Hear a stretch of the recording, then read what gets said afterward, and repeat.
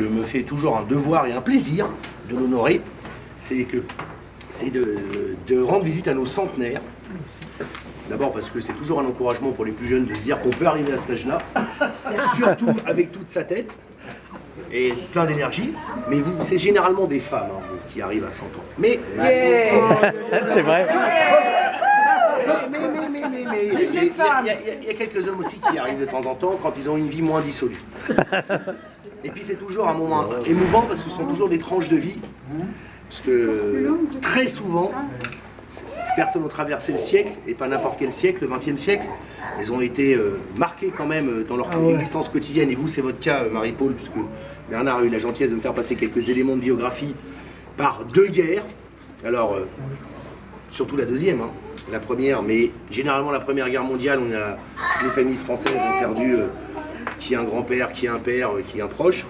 Et puis la Deuxième Guerre mondiale qui a été quand même, et dans votre cas c'est le moins qu'on puisse dire, une sacrée affaire, entre l'exode, l'angoisse, les privations, le marché noir, l'occupation par les nazis, et qu'il a fallu après, au moment de la libération, retrouver l'énergie pour repartir, surtout quand on était à la tête, je dirais, d'une entreprise familiale dans le sens où on avait beaucoup d'enfants.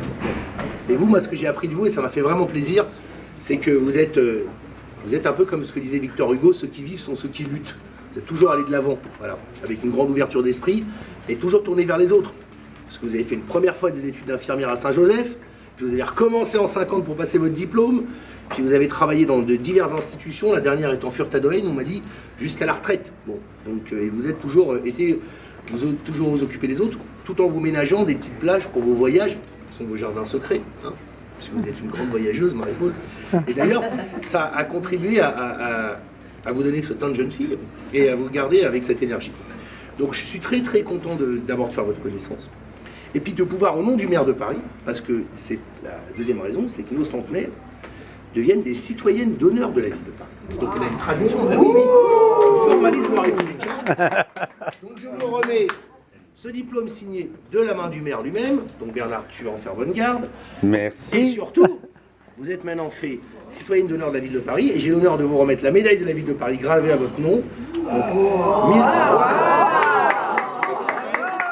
Avec, bien évidemment, la devise de Paris que nos centenaires finalement incarnent le mieux, fluctuat net mergitur. Elle flotte, mais elle ne coule pas. Il ne faut pas couler pour arriver en pleine forme jusqu'à 100 ans. Voilà, donc, au nom du maire de Paris, chère Marie-Paul, je vous fais citoyenne d'honneur de la ville de Paris.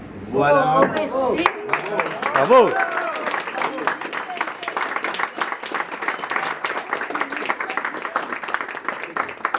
Merci Pascal. Vous êtes bien entouré, et c'est le plus important. Elle le mérite. Elle le mérite, ouais. Parce qu'elle le vaut bien. Donc, si vous me permettez, Ouais, elle t'a intérêt, ouais, tiens. je vais trinquer avec vous.